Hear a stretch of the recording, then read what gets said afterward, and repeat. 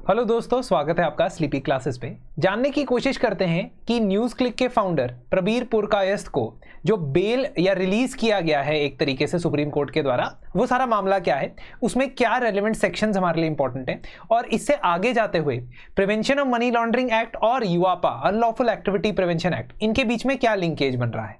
दोस्तों, supreme court ने release का ऑर्डर दे दिया प्रबीर पुरकायस्थ साहब के लिए और ये कहा कि दिल्ली पुलिस ने पुरकायस्थ को उनके ग्राउंड्स ऑफ अरेस्ट नहीं बताए उनको कस्टडी में लेने से पहले, which is a violation of due process of law, और due process defined under article 22 of the constitution, जिसके बारे में हम आगे बात करेंगे। अक्टूबर 2023 में पुरकायस्थ को अरेस्ट किया गया था लगभग सुबह 6:30 बजे। 3 अक्टूबर के दिन दिल्ली पुलिस के स्पेशल सेल द्वारा उनके ऊपर बहुत सारी धाराएं लगाई गई थी ऑफ यूआपा एंड आईपीसी, और उनके ऊपर आरोप था कि उनकी कंपनी न्यूज़ क्लिक को प्रो चाइना प्रोपेगेंडा के लिए पैसे रिसीव हुए हैं। ये धाराएं या ये सेक्शंस आप जो एफआईआर में मेंशन किए गए थे उसमें unlawful activities under unlawful activity prevention act of 1967 था, सेक्शन 16 के अंदर टेररिस्ट एक्ट था, सेक्शन 17 के अंदर raising fund for terrorist act, 18 के अंदर कॉन्स्पिरेसी और 22 के अंदर ऑफेंसेस बाय कंपनीज ट्रस्ट, यानी कि NewsClick as a company और उनके ऊपर, अकेले के ऊपर, दोनों के ऊपर आरोप लगे थे। इसके साथ साथ इंडियन पीनल कोड के सेक्शन 153A और 120B ये भी लगा था। अब बेसिकली हुआ ये कि जब 6:30 बजे उनको अरेस्ट किया गया, उसके बाद ड्यू प्रोसेस फॉलो नहीं किया गया, ये कोर्ट में प्रूव कर दिया गया है। लॉयर्स ने क्लेम किया कि उनके क्लाइंट की इंसिस्टेंस पे 7 बजे उन्हें इन्फॉर्म किया गया कि आपके क्लाइंट को अरेस्ट किया जा चुका है। उसके बाद लॉयर्स को एक रिमांड एप्लीकेशन भेजी गई।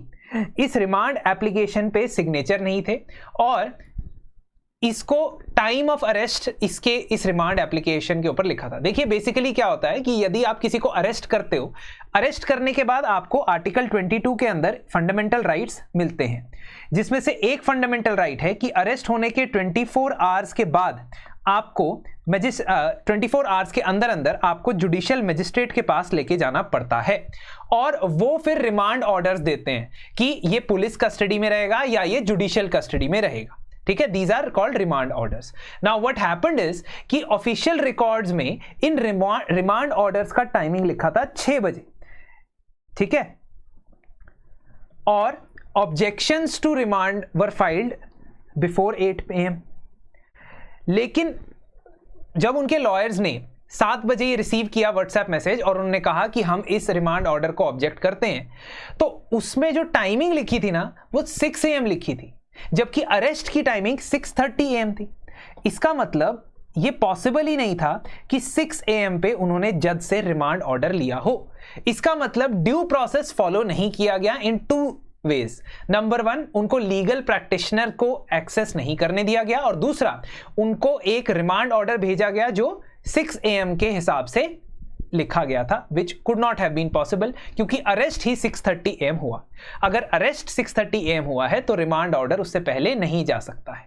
आर्टिकल 22 कॉन्स्टिट्यूशन का, जिसको इस्तेमाल करते हुए सुप्रीम कोर्ट ने कहा कि ये पर्टिकुलर प्रोविजन जो है गलत है। दूसरा, एक और चीज सुप्रीम कोर्ट ने कही, in which it used a judgment which was coincidentally passed on the same day that Purkayastha was arrested।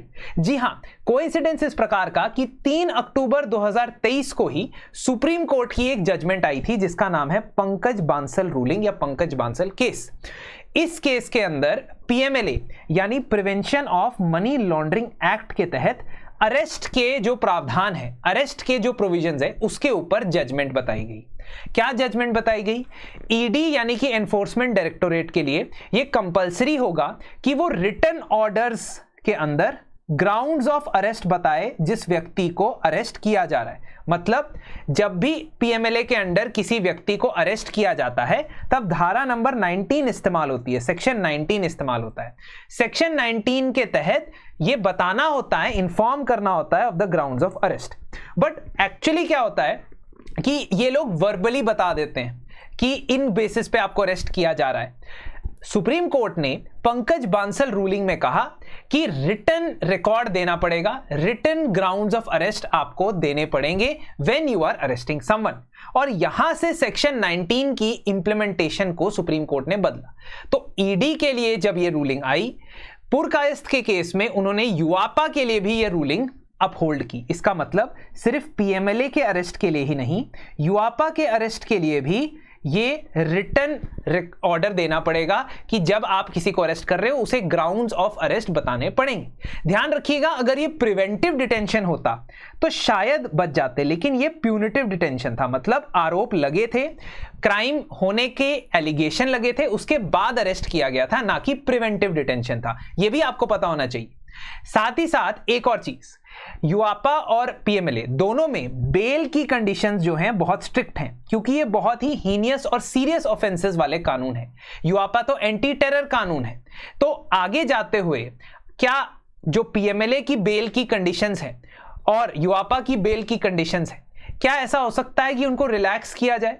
क्योंकि वहां पे भी बहुत स्ट्रिंजेंसी है। आपने अगर पीएमएलए के बारे में पढ़ा है तो आपको ये पता होगा कि वहां पे डबल कंडीशन लगती है to get bail, which is not there in ordinary bail law. Ordinary bail का जो कानून है आईपीसी सीआरपीसी के अंदर, उसमें इतनी कंडीशन नहीं लगती जितनी पीएमएलए में लगती।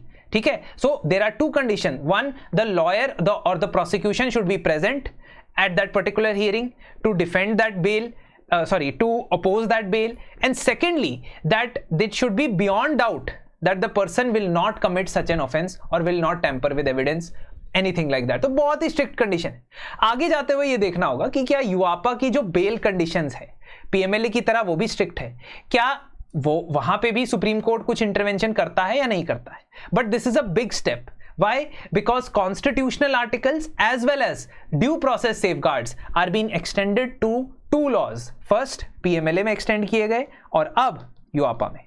दोस्तों, आप इन सभी प्रकार के जो क्रिमिनल लॉज हैं उनकी रिवीजन मैंने करवाई है अपने रैपिड रिवीजन कोर्स के अंदर, और इसके अलावा हमारा एक मैप्स का स्पेशल कोर्स भी आ चुका है।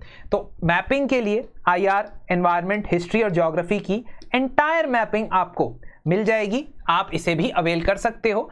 यदि चाहते हैं तो हमारे मेल और नंबर्स पे कांटेक्ट कर सकते हैं। धन्यवाद and have a very nice day.